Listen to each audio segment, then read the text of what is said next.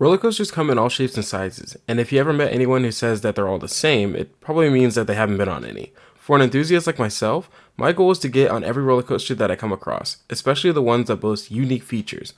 Although my current list of credits have been mainly collected in Texas and Florida, I've witnessed some of the best ride elements that roller coasters have to offer. With this in mind, I'd like to highlight some of the best elements that I've experienced with the respective roller coaster that had them. My name is Avery, and this is United Coasters.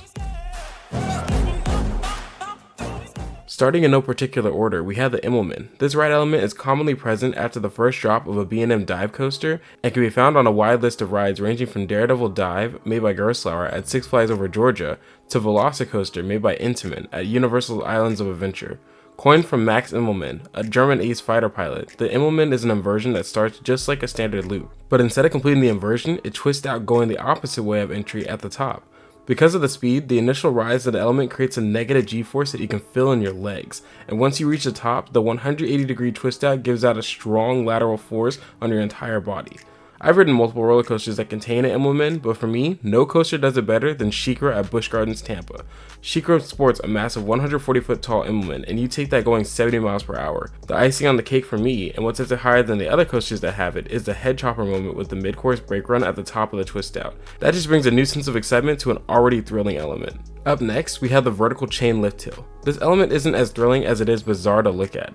Trading the common chain lift hill rising at an angle, the vertical chain lift hill takes you a perfect 90 degrees before either holding you to a drop or just punching you downward. The reason this element is on the list is the spectacle of it all. Since you're looking straight up, your vision is just fixated on that track, and the rest of the layout is completely hidden, and it's only when you crest over that you see how high up you are. Coasters that use this element frequently are Gerstlauer Infinity coasters, and because this lift takes up less space for the ride's footprint, it allows Gerstlauer to make a thrilling ride with the compact layout. Another manufacturer that uses this element rather bizarrely is Maurer Rides. Their Skyloop model starts with a vertical chain lift, but the ride ends with the riders upside down and going into a slow heartline roll. By the way, the only type of this ride in the US can be found at Magic Springs Theme and Water Park in Arkansas, which is kinda unconventional considering it's the only park in the state with major roller coasters. But you know it's not unconventional? Subscribing to this channel. Another common coaster with a vertical chain lift hill are the SNS 4D Freespin models that populate a majority of Six Flags parks. With that in mind, I could say that Batman the Ride at Six Flags Fiesta Texas is my favorite, but I would be lying because it's actually Iron Shark at Galveston Pleasure Pier in Galveston, Texas. Although this pier is only home to one roller coaster, Iron Shark is an amazing hidden gem that enthusiasts need to come out and ride. And what thrill seeker wouldn't want to go on a coaster that has a 95-degree beyond vertical drop predicated by that 100-foot vertical chain lift hill?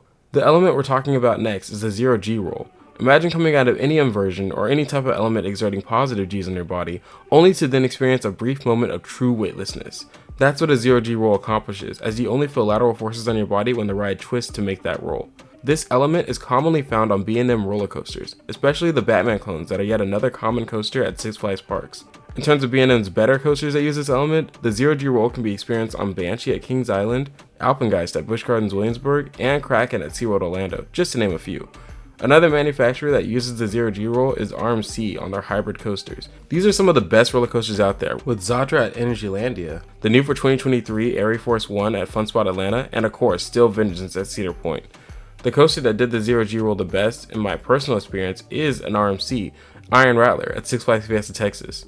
This Zero G roll was nicknamed the Heaven Roll for enthusiasts like me, and I think the name fits the element perfectly as you start at the bottom of the quarry wall, rising up and finishing on top of it.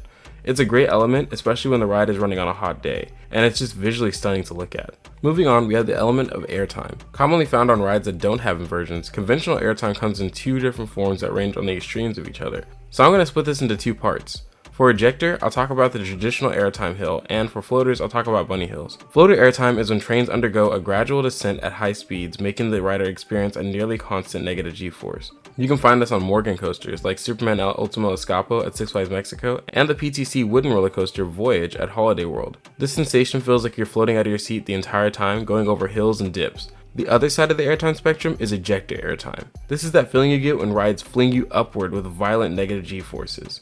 Coasters made by RMC, such as Silver Dollar City's Outlaw Run, gives out a massive force of ejector airtime in the back row on that first drop. The same can be said about the end of Pantheon's last forward launch at Busch Gardens Williamsburg, created by Intamin. And since I talked about both floater and ejector airtime, I'll tell you about the roller coasters that do it the best from my experience.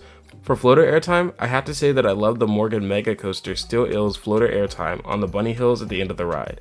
For ejector, I had to give it to my current favorite roller coaster I've been on, Mako, a B&M Hyper at SeaWorld Orlando, preferably that first tilt after the turnaround. That moment felt like paradise for a thrill seeker like me. The next element I'll talk about is a vertical spike. This is when the coaster seems to come to an incomplete section of the track and changes momentum the opposite way. Although some spikes aren't a perfect 90 degrees, the momentum change gives riders a brief moment of weightlessness. Intamin pulse coasters like the defunct Wicked Twister at Cedar Point, or Flash Vertical Velocity found at both Six Flags Great America and Discovery Kingdom, use this as their main gimmick of the ride. The aforementioned Pantheon at Busch Gardens is yet another Intamin coaster with a spike, but this one is taken backwards. Also, how could I forget to mention the Premier Rides launch coasters, Mr. Freeze at both Six Flags St. Louis and Over Texas. Although these rides take the element with a great burst of speed, it still doesn't compare to the bizarre feeling of experiencing a spike on a wooden coaster. And to this date, the only wooden roller coaster with this element is the Hidden Gem coaster Switchback at ZDT's amusement park in Seguin, Texas. I go more into detail about this Gravity Group roller coaster in another video, but to sum up the element, taking this on a wooden coaster is such a unique and surprisingly smooth experience.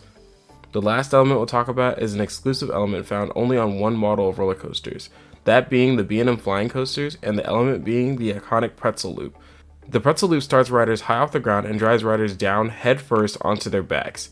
It then rises them up again to about the starting height. This element can be found on every model of the ride, from Tatsu at Six Flags Magic Mountain to Flying Dinosaur at Universal Studios Japan, and of course on Manta at SeaWorld Orlando. And Manta was the only time I got to experience the most bone-crushing element on a roller coaster in my opinion. To feel the momentum of force starting at your feet when you're diving, to on your back, and then on your feet again as you rise up is definitely a feeling that you want to experience for yourself.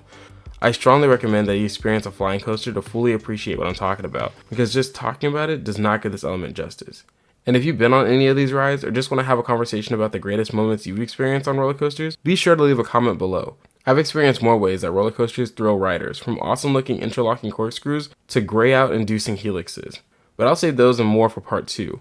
If anything, this video took me way longer to put out, so breaking it down to 2 parts would help me out. With that in mind, I'll come back with a longer list with even more awesome elements in the near future, so make sure to subscribe. Lastly, if you stayed this long in the video, I just want to say thank you, and remember to stay united.